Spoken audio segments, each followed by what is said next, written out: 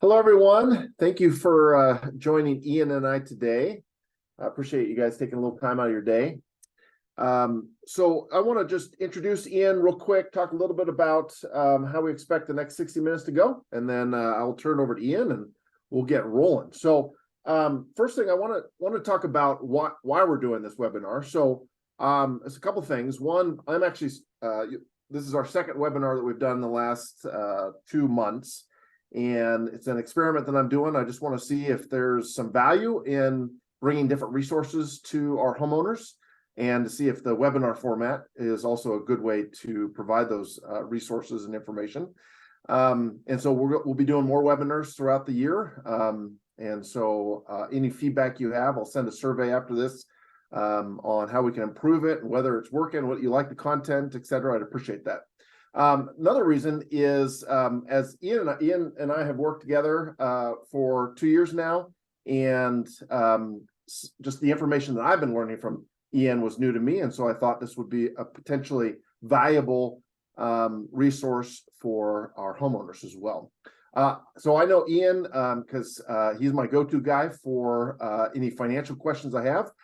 Ian and his firm also handle all my employees' 401k investments. So what to expect from Ian today. So Ian will start off. He'll actually introduce a little bit about himself and about his firm. One thing I really appreciate about Ian is that he likes to educate his clients. So instead of just giving advice, he really likes his clients to really understand kind of that 30,000 foot level of investing and just using our money wisely. Investing our money wisely, and so he'll give some of that high level information before we dive into the actual topic of the webinar, just so that we're making sure that we're all kind of started on the same page. And then he will, of course, get into the specifics of what to do with your Sunriver home in the future. Questions. So Ian will show a slide we're going to do questions a little differently today. Mainly because of compliance issues with the financial industry. And so if you have questions, you can text or email, and Ian's team will be monitoring that. And if we have time, we will get into those questions. But I just want to add the disclosure that probably most questions are going to not be able to be answered, mainly because there's so many variables that are dependent on our own financial situations. That actually might require either a deeper conversation with Ian or your own financial advisor. So with that, Ian, thank you for joining us today. I appreciate you taking some time out of your busy week to share what you know about investing and second home ownership with us. So with that. Absolutely. Thanks for having me. From a housekeeping standpoint, we are recording the webinar too. Once we get that pushed through compliance, we have all sorts of hurdles we have to jump through on our end, but once we get pushed through compliance, we will get it over to Robert, and he can send it out to you guys. So if you have any questions or you want to see something that you missed or go back to something, you will have access to that. As Robert said, we'll dive into some high-level content here for a few minutes. A few disclosures, as I mentioned. We're licensed all over the country, but not in every state at this point in time. We have to show our disclosures because we are fiduciaries from an investment management standpoint, but also from the Certified Financial Planning Board of Standards. Anyways, here's our disclosures. We're going to talk about real estate today, exiting real estate. As we do that, there's a few things, like Robert mentioned, I want to cover just from a ground level. We put about Robert in here just because he looks so good in his headshot. So Robert's obviously been taking care of the company for 25 years, and most of you probably know his story pretty well. But we got to give credit where credit's due. Thanks for the invite today. Hopefully we can cover some good information. This is my family. I don't have as many kids as Robert and Holly, but I've got 3 of them. They're a ton of fun. And I founded Rice Financial Group, which is our firm, in 2009. We love to learn and kind of nerd out in the industry and what's available in the industry. And so that's a little bit about me. If we need more color commentary later, we can go there, but grew up a country kid in Clatskanie, fourth of 6 kids. So that's me in a nutshell. From a financial planning standpoint, a lot of people have experienced financial planners in the past. Sometimes it's an insurance-based financial planner where, it kind of feels like they ask the same questions to take a holistic look and everything's about their insurance. Sometimes financial advisors are investment-based financial advisors, and you kind of answer the same questions, and advice always steers towards some type of investment or investment strategy or something like that. And then there's financial planning for financial planning. That's where you can do kind of a fee for time. So as we look at kind of how we have our firm structured, what we like to do is position ourselves more as a thinking partner with people, as opposed to kind of isolating ourselves into just investment or just insurance or something like that. And this is what Robert was talking about, how we try and work together with you, with your resources in your world. We don't do a lot of these things. We do some of these things as we have topics of conversation today. It inevitably, there's going to need to be, if you're trying to learn deeper, that you're probably going to have to talk to your tax advisor or a real estate agent or some type of an exchange agent or CPA, attorney, different resources specialized deeper. But what we often don't experience is all of these people sitting in the same room at the same time talking about your goals and where you're going with your world. And so towards the end, we'll talk a little bit about how, when you start making plans and why. But for today, that's kind of a visual of where our group sits as kind of a thinking partner at the table for you. Full disclosure, we are a fiduciary firm, and we also have to disclose conflicts of interest. So anytime we're having a conversation, I like to make it very clear and upfront. We have an investment company, we have an insurance company, and we have a financial planning company where we can just charge for our time for analysis and project-based work. So getting that aside, I'm not here to pitch us. We're here to educate you guys for the day. At the end of the day, if you want follow-up, you can follow up with us. We're pretty friendly, and we like working with good people. So anything you want to add on any of that so far, Robert? No, I think that slide that you showed earlier was a perfect example of one of the things I found incredibly valuable about working with you is this idea of, I've never even thought about that, the importance of having all of your advisors at the table, and that's what you've provided for us, is that you've been a good kind of, I guess, hub to connecting all of the different people in my world to the long-term strategy. So that's been a valuable asset you've brought to the table. I like to start here as we kind of get into the conversation today. Most of you guys registered for the webinar, probably because there's things that you know that you don't know. What are the rules around exiting a property? What are taxes? How do the taxes work? What are the different things? Any information that exists. This is called the Johari window. And basically it says there's things that we know, things that we know that we don't know, and then there's things that we don't know that we don't know. If I said that right. Where we really get challenged mentally is we get stuck in these blueprints and these mental ruts of what's always been. I've done it this way. It's always worked this way. This is how the rules are. This is how dad taught me, or this is how, somebody taught me.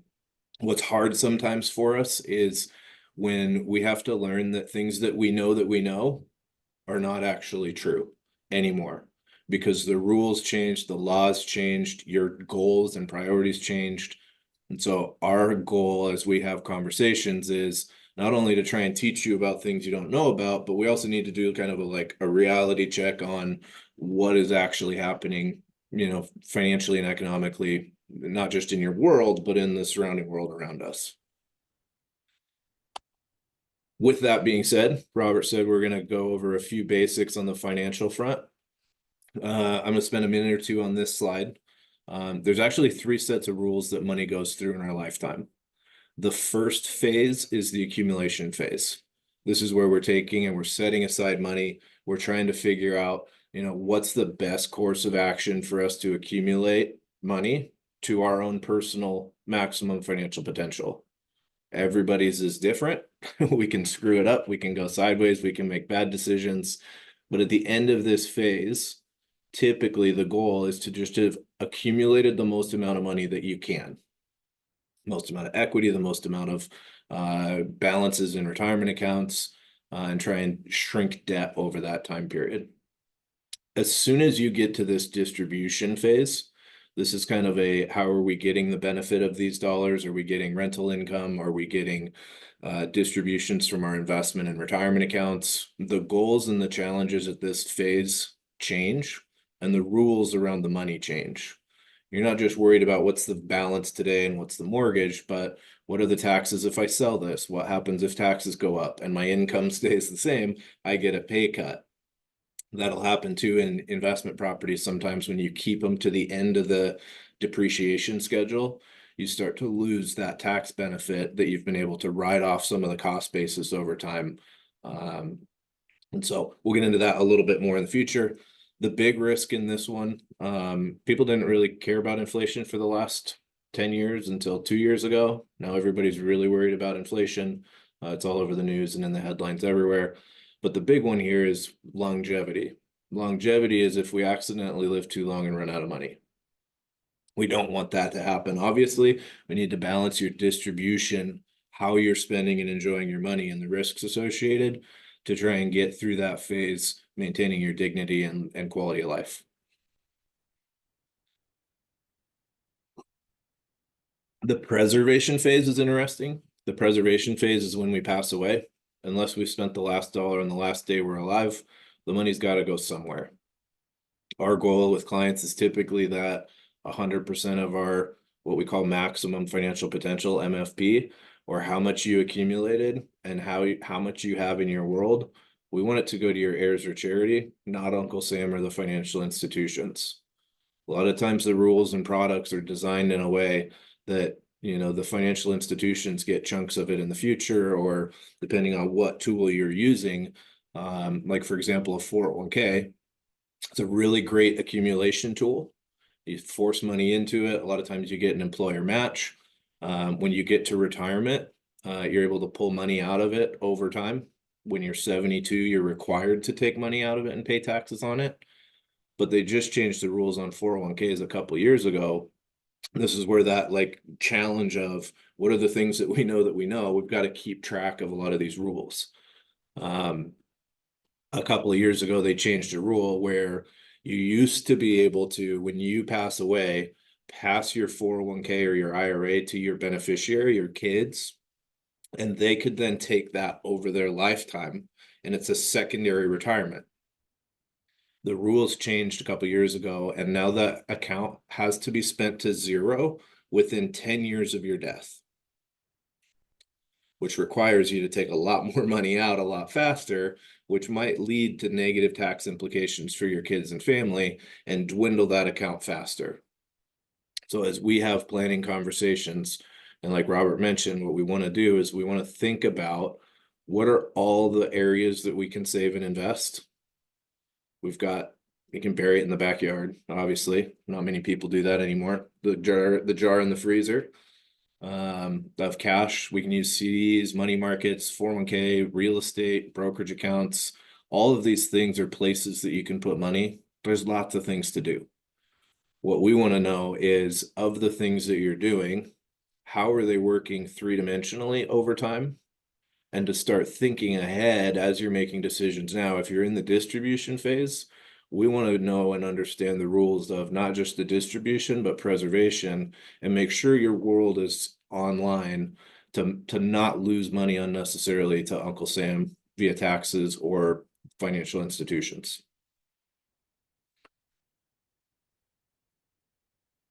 None of these are innately good or bad in and of themselves.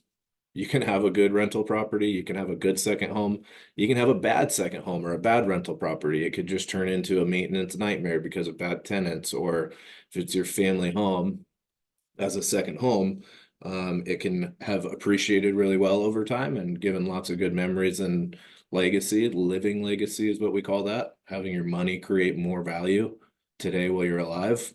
And it could be a cash drain.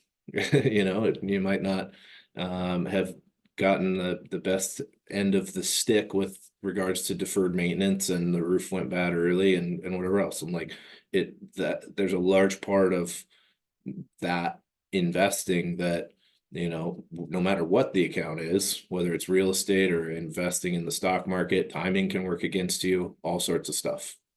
So we want to try and reduce the risk, understand what it is that you have going on, and understand if you're comfortable here, but you're not confident you know the rules of the preservation phase, it's time to learn them. Yesterday. Anything you want to add on any of that, Robert, before I keep going? No, keep going.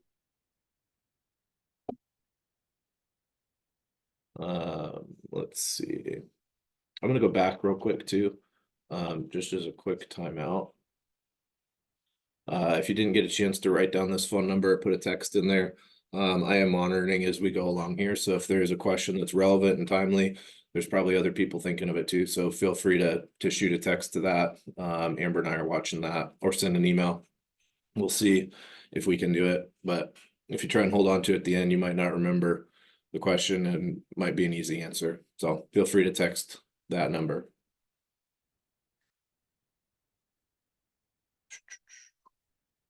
All right. Robert, have you ever complained about taxes? Never, Ian, never. Me neither. I love writing. That's my favorite check to write every year. Yeah.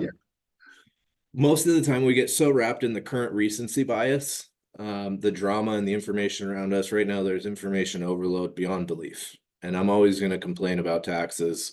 But from a perspective standpoint, this is marginal tax bracket. So this is on earned income. When we look at the history of this, the highest the taxes have ever been was in the 40s, and it was at 91.5%. Which means on your top dollars, we'll show tax brackets in just a second, because I'm going to get into some general tax education, because it's a big impact on how you decide what to do with investment properties or second homes. But if you were a top income earner back in the 40s, the last dollars you're making, you're only keeping 7 cents on the dollar. I think they can complain. I'll still complain today because of where we fall. We're under 40%, got that 39% top end federal tax bracket. This does not include state tax brackets. So if you want to go down a rabbit hole for fun sometime, you can go to this taxpolicycenter.org and start looking at statistical historical data on tax rates and effective tax rates. And if you're a nerd and you want to go down that road, it's really interesting to see how we're able to have these tax rates lower. Most people understand that the government is broke and continues to function at a deficit, and it can't happen forever. At some point, we're going to have to start leveling the scale between spending and tax income or tax revenue. And the different ways that they come after that are twofold. One is changing the tax bracket, which tax bracket is if you make 100 grand, you pay this amount of tax. The other way that they do it is changing the rules. A lot of times when there's major legislation going through, they're backdooring things. One of the rules that changed a handful of years ago is that you used to be able to write off professional fees like financial advisors, attorneys, CPAs. They've changed the structure of that to where professional fees are no longer tax deductible. That was just a swoop out the door, which is interesting, especially from an investment standpoint. We charge legal advisory fees on our investment accounts. It's quantified as that. And so for a long time, clients were able to write off the fees we charge, and then now they don't. So that creates a loss of efficiency in that. So as we're moving forward, quick perspective on just some general topicals. 401ks are one of the biggest places that people accumulate money. They were created in 1978 when the top marginal federal tax rate was 70%. So conceptually, the idea was instead of paying 70% on money that you put in your 401k, you put it into your 401k, and when you retire, you'll be earning less income. So you'll take it out in a lower tax bracket in the future. And so people raged to these 401ks at the same time pensions were going away. So the pressure is put on us, the consumer, to save and invest for our own retirement instead of getting a corporate pension. Where we're at in 2023 is the top tax rate's 37%, slated to go back to 39%. So functionally, we're at almost half the efficiency we were at deferring top dollar income as we were 30 years ago, 35 years ago. Does that make sense, Robert?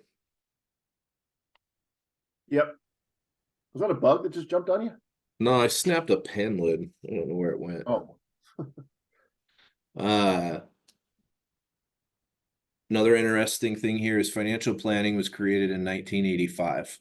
So before 1985, financial planning wasn't a thing. You had stockbrokers and insurance agents.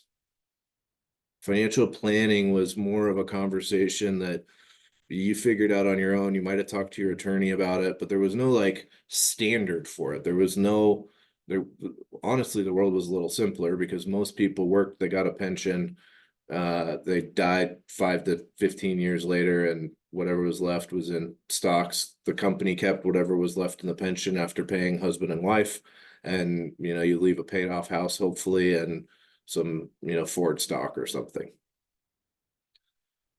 Average interest rates on mortgages in 1985 was 17%. So as we look at mortgages today and interest rates, I think this morning I saw an email saying that the average mortgage for a conventional is at like 6.6%, up from the 3.5% from a couple of years ago. So it feels a whole lot more expensive. If we look at average interest rates on loans for residences, it's averaged in the 7 to 8% over the last 60 years. So we're right at or below historic average interest rates for mortgages, but we're still in sticker shock because we had such low rates for such a long time period. Federal Reserve predicts they're going to lower rates a little bit this year, some more as we go through the year. We will see if that happens. It should have a curling effect of bringing those mortgage interest rates down again if you're looking at another property or some type of a financing situation.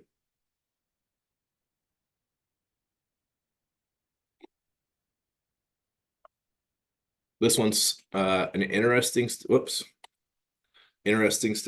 to me. In 2022, 40% of Americans paid zero federal income tax. With almost 50% of the population that can be motivated by tax increases.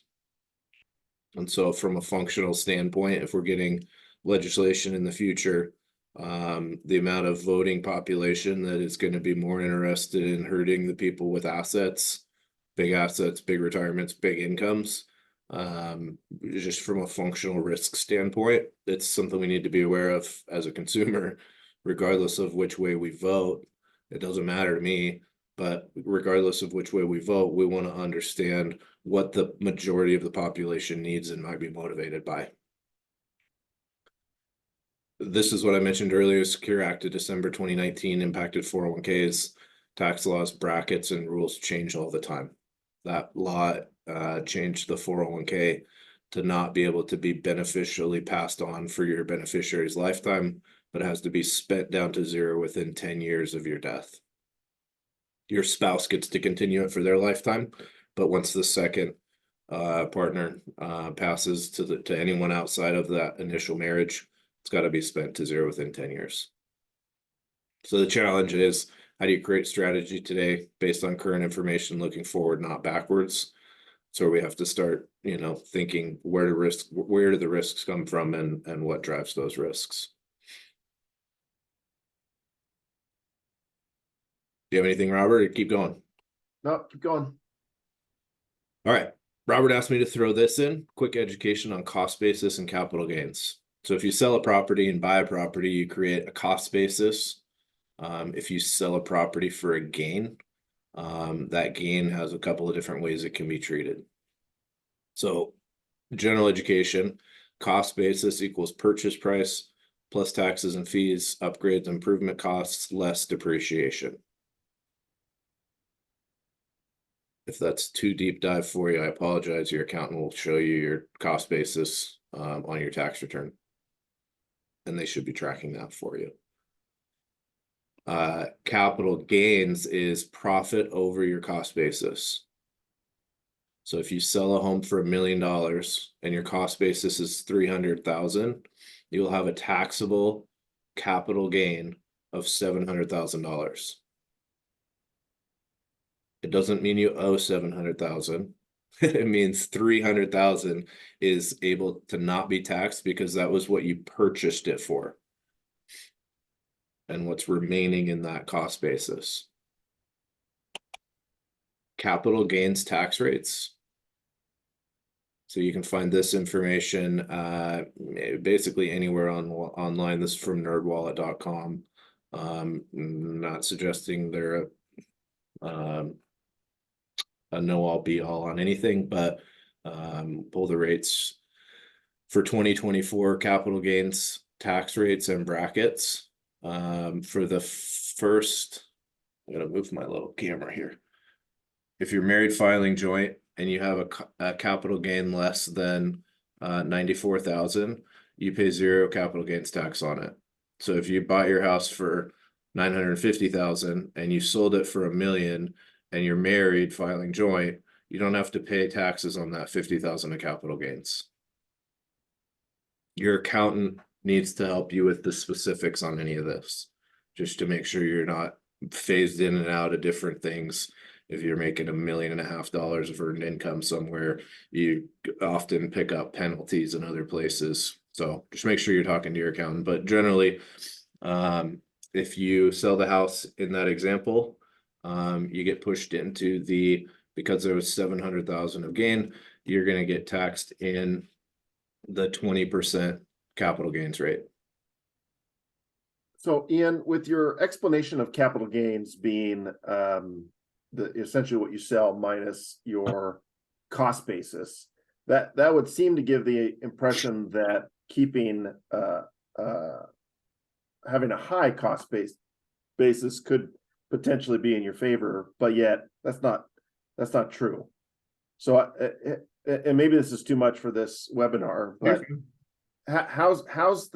so like my accountant's always talking about the importance of not losing a cost basis from 20 years ago, for example, if we're not planning to sell the house anytime soon. So why would that be?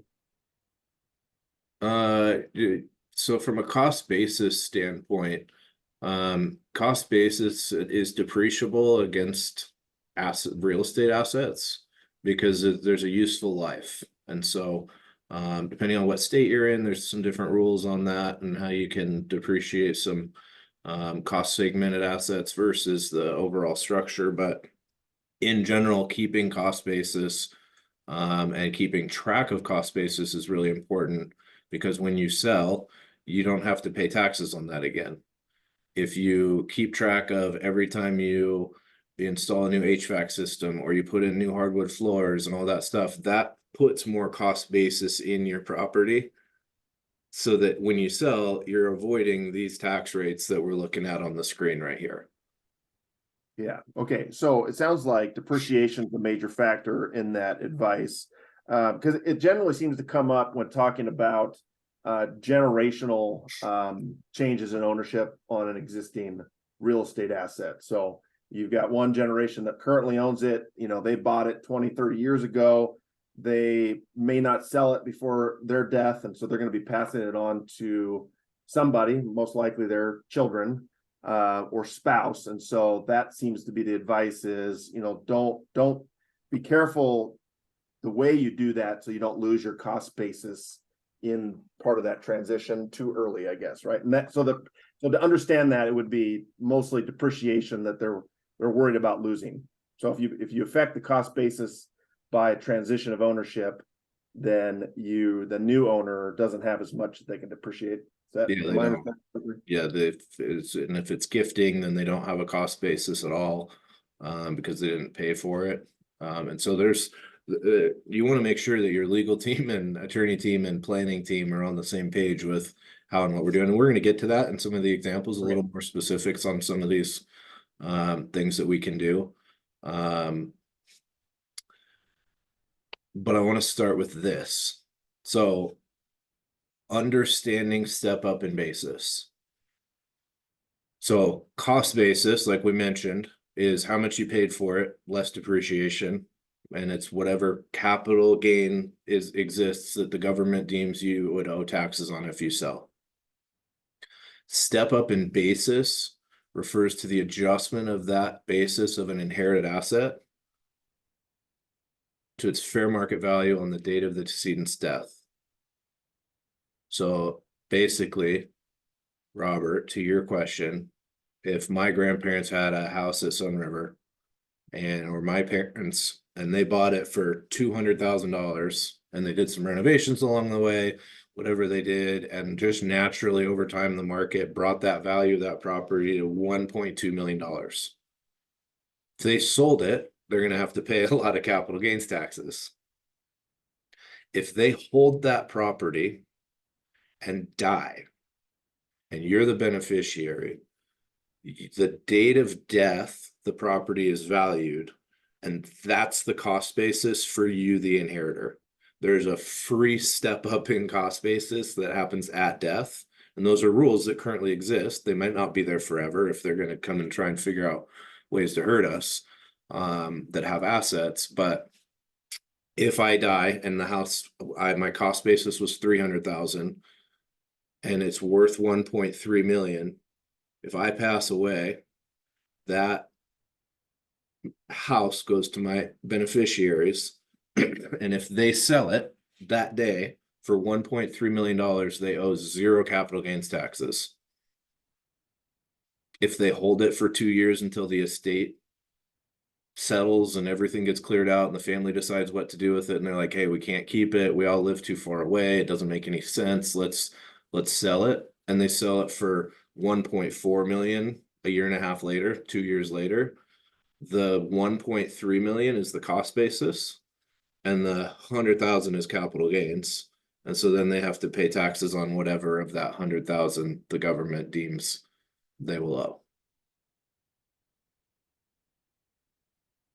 And that's essentially what this slide on the right is saying or this capital gains on the right is that 700,000 of capital gains gets washed basically. And the property's worth $1 million, your cost basis is $1 million. If you gift it to your kids and you say, hey, I've got a lifetime gift. So getting into that preservation phase, there's all sorts of rules around that. But if you use part of your lifetime exemption and you give your family the $1 million property in advance of you passing away, when you die, there is no step up in basis because you already received the property in gift. Your basis transfers over as whatever remaining basis was there for the family. Can you put that into numbers? So using the same analogy, the difference between the two scenarios, it transitioning at death, it being gifted prior to death. Yep. So gifted prior to death, you give the property, it gets into the beneficiary's names early. Mom and dad don't have to worry about it. Sweet, it's out of our hands. The kids get to decide what to do with it. And they get a year into it and they're like, shoot, we don't want it. It's too far away. We don't go to it often enough. Let's sell it and get the value out of it. You as the parents can't say anything because they own it now. You've given all rights of ownership to them. They sell that property for $1.3 million. The 300,000 cost basis comes off because that's still there, and they owe capital gains taxes on $1 million of value. Okay. So you could be throwing away $200,000, $300,000 between state and federal tax rates, depending on what state you're in. If you accidentally give it to them 2 years early and they do something different with it. Now, what about the argument about earlier? Do they get the benefit of depreciation in that gifting scenario? Do the ones who receive the gift get the benefit of the depreciation? They would be able to continue to depreciate the remaining cost basis. Okay. On the schedule that's set up, whatever it is, and the accountants, you need to talk to accountants for all that. I'm not a CPA. We get you to the goal line and we make sure that you're kicking it in exactly how you should. Yeah. Okay. Thanks. Yep. I mean, that's typical where we'd be on the phone or in a meeting with CPA, clients, attorney, all at the same time and saying, this is what we're trying to do. And everybody starts poking holes in each other's ideas and saying, well, what about transfer of value rules? And what about this? And what about that? And until we get to the, solution that accomplishes what they're trying to do. How are we doing? Brain dead yet? No, we're just getting into the good stuff. Keep it going. All right. So some of these are pretty basic. Some of these have a little more meat to them. Again, just for fun, I'm going to come back to here. If you have questions, write down this phone number. You can text. I don't know that we can get to the exact answer, but don't hesitate to try asking. And we'll see what we can do. All right. 7 strategies for exiting real estate or rental properties. That's obviously not a limited all 7. There's lots of different things we can do. But first, sell the property. Talked about that just now. You sell the property, pay capital gains taxes, and then you find something else to do with the money. You lose the property, you could sell it to family, it doesn't matter. It's just you're out, you said, I quit. Then whatever equity's left, you got to figure out what to do with it. You might put it in the can in the backyard, like we mentioned on that slide up above, where there's all the different things. You might put it in trust. There's whatever you want to do with it. So 1031 exchanges. A lot of people have heard of 1031 exchanges. Our world of compliance requires us to be very specific and careful. This discussion on the 1031 exchange is intended for educational purposes only. It's not tax advice, an endorsement of 1031 exchanges. It's not advice or recommendation in any way. We've got to make sure we disclose that away. There's all sorts of professional resources, attorneys and specialty groups that focus on this. It is very complex and you have to do it just right. Otherwise you jeopardize the exchange and you get massive taxes and penalties and stuff. So the moral of the story is you sell the property and then you buy another property of greater value. So if you ran out of cost basis because you've had a property for 40 years, there's no cost basis left, and you're like, shoot, we have more money and resources, and we can use a loan. We're going to trade in our $600,000 cabin, and we're going to go get a $2 million massive McMansion at Sun River and have Robert's team manage it. And now we can bring all the kids and all the grandkids together in one place. You can then go and roll the equity, and so that you don't have to pay capital gains on the sale of your first property. If you check all the marks and do it in the right time period, it would allow you to roll the tax burden into the next property. And so generally, if you have $600,000 of capital gains owed and you sell that property, get this pulled off with the right professionals, and you have a $1.6 million property, you have a new $1 million of cost basis in your property that you can depreciate over time, in essence, buying you another new window of time for not having to pay that capital gains tax. It's a deferral method, or a kick the can down the road method. Not a fan of this personally, but you can also sell property or exchange into what's called a qualified real estate investment trust, which is, or a REIT as the industry calls it. It's got to be like kind. Again, it's really complicated to make sure you do it right and you have the right people say, yes, this works. Otherwise you can get some pretty serious tax ramifications. Any questions on that? Any thoughts on that, Robert? Well, just to clarify, you said you're not a fan of the REIT, right? Not you weren't. That wasn't a comment about 1031 exchanges, just about the REIT. I mean, a lot of our homeowners do 1031 exchanges either into their properties in Sun River or out of their properties.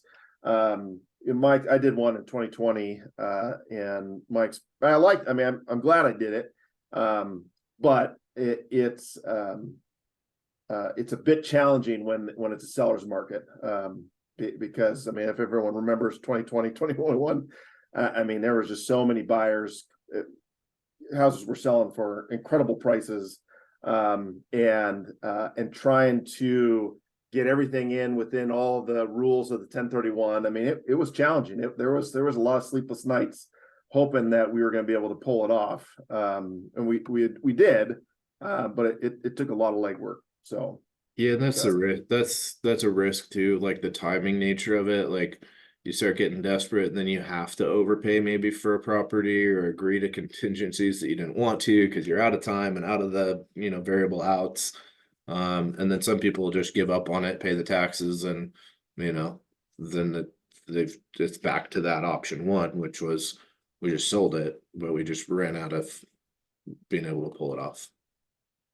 So again, not an endorsement for or against it, is a very popular and very often used strategy, but you definitely need to make sure that you're strapped and ready to go for it. This is another way to get out, is move in before you sell. So okay, let's see, Helen, looks like we have a question that came in. I'm going to run back to that text slide.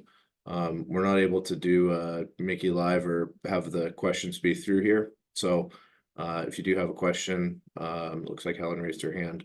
Helen, if you want to text the question to this 503-563-6764, that would be great.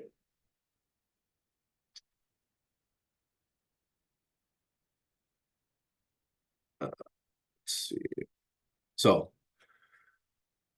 my old neighbor, 10 years or 8 years ago, they had an investment property that they had for a long time period. It was a rental. They sold their primary house that they raised their kids in. And when you sell a primary residence, if you're single, you get the first 250,000 in capital gains excluded. And if you're married, you get the first 500,000 of capital gains excluded on a primary residence. In order to establish a primary residence, the government wants you to be there for 2 of the last 5 years to be able to qualify for this primary residence tax exclusion. So they sold the house that they raised their kids in. They took advantage of that exclusion. They moved into the rental property for a couple of years, fixed it up while they were working there from all the time, living there from all the years of renters. And then they sold that property. They used the equity from their first primary and their rental to buy their dream retirement land on a house on a couple of acres out of town, and have checked the boxes that way. But they didn't have to pay full capital gains taxes on either of the properties because they were willing to live there for a couple of years. So similar, if you decide that you're going to get out of Sun River and you're going to get out of Oregon, and you sell a house here, you move to Bend and enjoy the weather and being close to Robert for a while, you're not renting it anymore because you're making it a primary residence, or you have to follow the rules really close. That's where you need a good accountant, making sure you're doing it right. Then you decide, all right, we're going to sell it now and we're going to move to, Wyoming or wherever you decide you're going to go. So that would allow you opportunity to capitalize on some of the tax exclusions, depending on how much gains you might be able to get out of all the gains, or up to the first 500,000 via that strategy. Anything on that, Robert? We good? Yeah, I mean, I had some questions around just the 200 days a year and et cetera, but those would probably be best sent to the CPA. Yes. The making sure your CPA and you are on the same page with how you do it and how you interpret doing it, and from the letter of the law to how you go about doing it. To each their own. I am not here to speak to how to do that. That's a good accountant and bookkeeper question.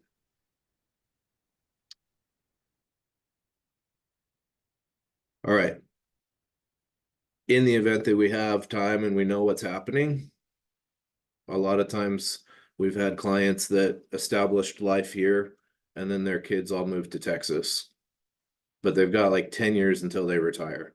Or their kids all moved to like the East Coast because of school and they married kids from over there and now life is over there and they're like, well, shoot, I want to be around my grandkids all the time. So, we got to start planning to move across the country at retirement so that we can enjoy them.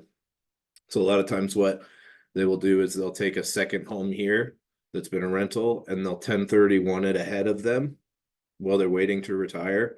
So they take advantage of that initial 1031 process, not paying the capital gains taxes on it, get it as a short-term rental in the town their kids live in or close to where it's, easy to visit. And then they'll go and vacation there. They have a place to stay for free, so they're not up in their kids' hair the whole time, which allows them to stay for a longer period of time without feeling like they're putting the kids out. They can just go on vacation there and see them, and so they can go for a month or two at a time as opposed to a week of all intensive in and out of the hair. And then 5-10 years later, after they finish working here, they can retire and they can move. They sell their primary residence and they might not know where they want to live or exactly what they're going to do, and they also have a tax issue with this property. If they sell it, they can keep it obviously and just run it as a short-term rental or long-term, whatever they choose to do, but they can go actually move into that property and stay for a couple of years. This also needs to be very well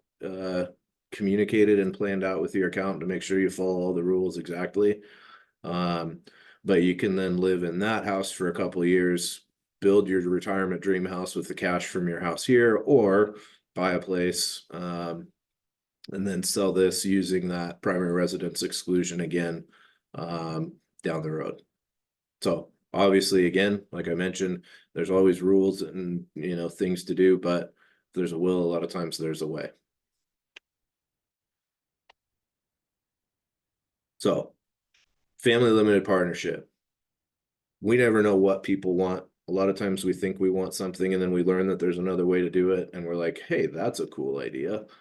Family limited partnerships are a way to convert the ownership of your property into a legal entity.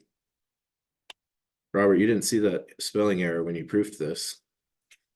Blame it on you. You get to convert the ownership of the property into a legal entity called a family limited partnership. A lot of different ways to do trusts, partnerships, business structures. But what it would allow you to do is start transitioning ownership of the property to the kids pre-death. So this is not an estate planning conversation, but as we look at the changing estate tax laws, which is death tax basically, those numbers shift all over the place. Right now, it's the highest it's ever been from an exclusion standpoint, with $12 million per person being able to pass federally. So like 24 million-ish, round numbers, could go to your heirs without having to pay federal estate tax. The federal estate tax starts at 50%, so it's a pretty hefty bill when you get over that number. More than likely those numbers are going to revert with this coming expiration. All these things have like expiration windows on them a lot of times, and so in the next 2 years it's supposed to expire and go back to a different lower number. And so if you're looking and you add up your prior residence, your vacation property, all your retirement accounts, and you're like, shoot, we've got $9 million of value, and if we don't spend it all and it grows and appreciates over time, because real estate tends to do that, and we accidentally have too much value, we don't want to have the kids have to sell stuff and then pay a 50% tax if we can figure out ways around it. So the family limited partnership is interesting because you can start passing ownership shares without control to the kids, which takes it out of your value incrementally out of your taxable estate and puts it into the kids' world where they own the equity in that partnership, so that when you die, you've shrunk your estate from a tax standpoint without actually shrinking the value of it. You've just been transitioning it across this estate tax border over time. And so, Ian, in a situation where it's a property generating income, in a family limited partnership, does that mean that the kids or whoever's in a part of this will be paying taxes? Yeah. So basically, it would be similar to an LLC in that all the partners would have their share of the income and expenses that would be on their tax return. Yep. For the And property. you can choose what to do with it. The company can retain 50% of it and say that you purchased additional equity, so it can advance the transition of ownership faster if they're using positive rental income to buy more shares out from mom and dad. A lot of different things you can do, but ultimately they will be responsible for taxes on income if it's making $60,000 a year of rental income and the kids own 10% of it. They'll be responsible for their proportional share of that 10% of income. Okay, so if a house is already in an LLC, but the couple who owns it are the only members, they would just simply work with their tax accountant to start adding their children potentially as additional members of that LLC. Is that basically your understanding of how that would work? Sorry, Or ask me the question one more time. so we have a lot of homeowners that already have their houses owned by an LLC. Yeah. But in probably most of those cases, the only members of the LLC is the couple that owns it, a married couple. And so is it as simple as what I'm trying to understand is the family limited partnership something unique and different, or is it essentially an LLC that you're just having your family? It's pretty similar, but it turns it into more of a partnership. And so has to do with number of partners and what type of control and voting rights and some of those things. That's a really good attorney question when you do a review of your LLC and you start figuring out, hey, we want to keep this as a family property. Or, I want to start making my kids realize how much it costs to take care of this place and upkeep this place, and the headaches that come along with when they get to show up and enjoy the place. It all depends on how and what you're trying to do, whether you would use a family limited partnership or just some type of a trust that then owns the LLC, and then you're transferring the trust shares instead of the family limited partnership. If you have multiple properties and so it's a puzzle for sure. Great. The question that came through on text, I think we can address that pretty quickly. When I bought my Sunriver home in 2016 as a 1031, I was limited to a home value no higher than the one I sold. Did rules change? So typically thanks for the question. Typically it's no lower than the value. And so we'd have to connect and understand what happened on that. But typically you're buying it for more for the purpose of deferring taxes and getting additional cost basis. So again, details on 1031. We'll have to loop back offline or have you talk to a professional on that front. But thanks for the question. Sorry, I can't give you a better answer. Let's go to irrevocable trust. So irrevocable trust, you can, as we look at this,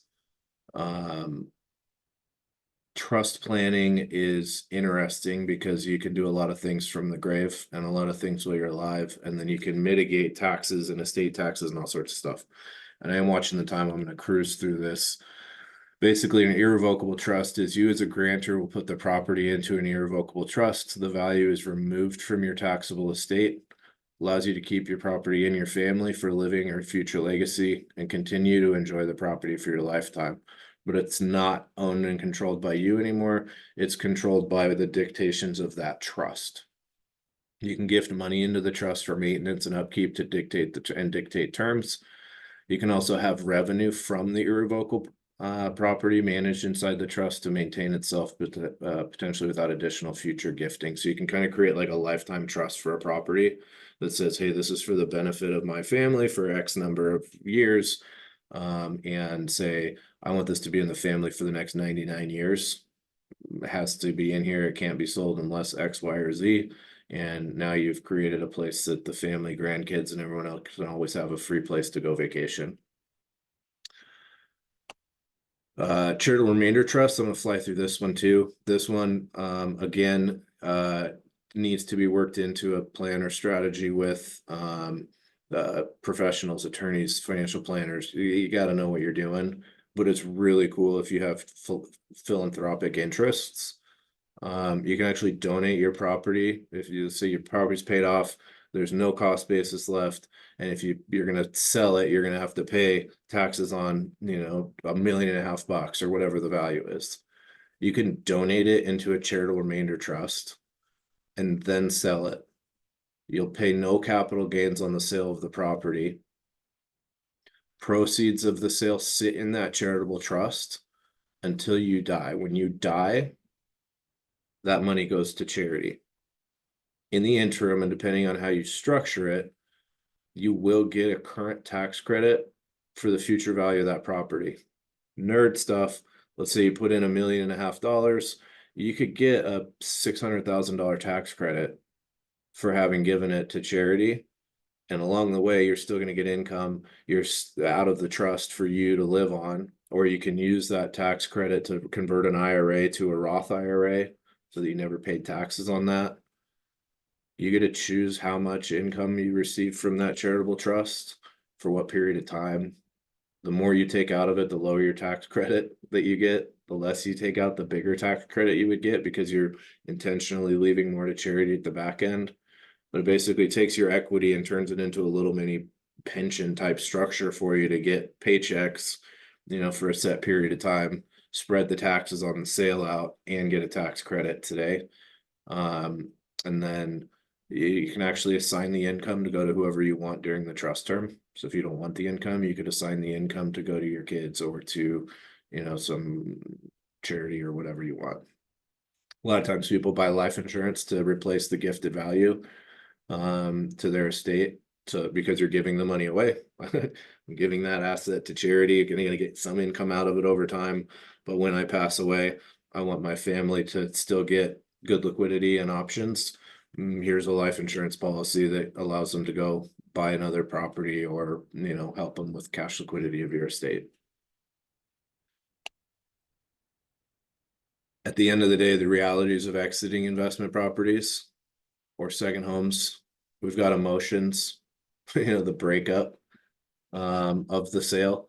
You gotta, if it was your family second property that you've had for 30 years, you have to be willing to say goodbye to the, tangible memories of that by going to it. Still, you have taxes, fees and commissions, what to do with the money afterwards, how to replace any investment or rental income, and then also how to replace the living legacy or the value of a second home from it's your place to go. You don't have to worry about it being booked up when all the power's out and there's an ice storm or whatever else. Like you get to, block out and say, I want to go on the 4th of July every year with my family to this place. You got to figure out how and if and what way you might want to try and replace that.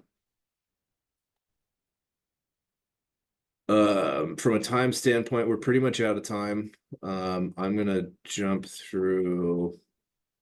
When you're investing, there's different levels of risk, and you should get paid for the risk that you're taking. And so sometimes it's emotional returns that don't show up on a graph, and sometimes it's just dollars and cents of what you're doing.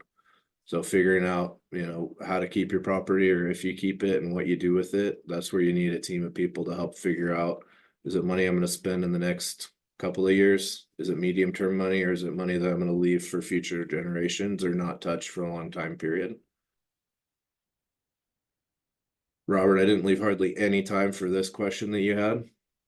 Are you good? Well, yeah, can you just quickly touch on that? Since we're recording it, hopefully we'll be able to send it to folks too. So if people need to jump off, Yep. they can watch the end of it. When to think about this stuff. I'm a big fan of never mopping myself into a corner. So I want my strategies to be flexible and versatile because the rules are going to change. And so if I don't have an exit strategy, I'm intentionally not having, confidence in my game plan now. If you're never going to sell the property, you still need to have an estate plan. You need to have a plan for how you're going to keep it and reduce the risk of taxes and other stuff. So doing it now, if you just bought the property 2 years ago and you're like, we're loving it, you could still get hit by a bus tomorrow, and you need to figure out how the property is managed and what happens to it and that sort of thing. So we're a big fan of at least knowing what's going to happen if bad things happen and what's going to happen if everything goes according to plan. And so from a general plan, not having a plan is not good. And so advantages of doing it now are specifically in the next 2 years is as those estate tax laws change over the next couple of years, you might be able to get some substantial benefit today by doing charitable trust planning or estate planning before those rules change in 2 years and exemptions change and all sorts of stuff could potentially alter. So, in the next year, you want to be really dialing in if at least an understanding of what's going to happen and an idea of if you died now or something bad happened now, you know what's going to happen on all this. 20 for 30 years from now, the rules are going to be different. Everything's going to be different. Taxes are going to be different. And along the way, you want to keep an intelligent understanding of what's going on and with the rules, because you can get grandfathered into today rules if you make the decision today and move it. And then as things change, something else better might happen. As long as it wasn't an irrevocable gift, typically you can pivot and do more planning later based on anything that might get better later. But right now the government's broke and we've got another year and a half or so of current rules unless they extend them. So from a priority standpoint, that's kind of my 2 cents. Yeah, just let me add a couple of things there. I think I'm a big proponent of planning, and I think at the very least, if there's any chance that the family, including just your spouse, has a stake in what happens to the property in the future, I think having the conversation with the family sooner than later to start charting the course on what is the legacy of this property, or of the money that we have invested in this property, I think is a good thing to sit down with the kids or the spouse, grandkids, and just start having a conversation. So doesn't mean you need to have decisions made now for what you're going to do in 10 years. But I think it's wise to start having those conversations with family and even including the youngsters. You might be amazed at what some of the little minds might say about what they want grandma and grandpa to do with the house. Yeah, and it doesn't mean to, like, from our side of things, those conversations often are put off or don't happen because you don't want to generationally, you weren't raised in the world where you just are open book with your finances. They might know a little bit or be able to Google you based on your career or something and have a general guess. But a lot of times we hold off on the expressing how our finances are to the kids and family. It's not bad. It would be better maybe if you didn't. But sometimes, you can have a lot of the conversations without full disclosure of value and numbers to your world. You don't have to do that, but you can do like a principle based or a value based conversation of like, hey, if you had to choose between maybe in the future getting some retirement assets or a vacation property that's paid for and self-maintaining, what do you guys think? Would everybody want one or the other? And if they're all like, yeah, just give us the cash, and you're like, okay, well, they don't care about it as much as we do. So there's, a direction we can steer our planning. Usually it's like half and half. Like A couple of the kids are like, I want to keep it forever. And then some people are like, I don't care, do what's best for you. But if you do have questions or want to contact us, you can reach out to Robert. I know Amber's going to send a thank you email for attending. We are here to try and help. We like working with good people, and we're not pushy. So if you have a question, need a quick answer or whatever, feel free to reach out to us. And we can kind of tell you more about how we do what we do. But otherwise, this is our group, and they're not nearly as good looking as Robert, but the girls are better looking. Sorry, Robert. Thank you, Ian. Thank you, everyone, for attending. I hope this was informational. If you get a chance, please let me know what you thought in the survey that we'll send out here in a week or so. Thank you, Ian. Appreciate your time. Absolutely. Thank you, Robert. All right. Take care. Bye-bye. Take care, guys.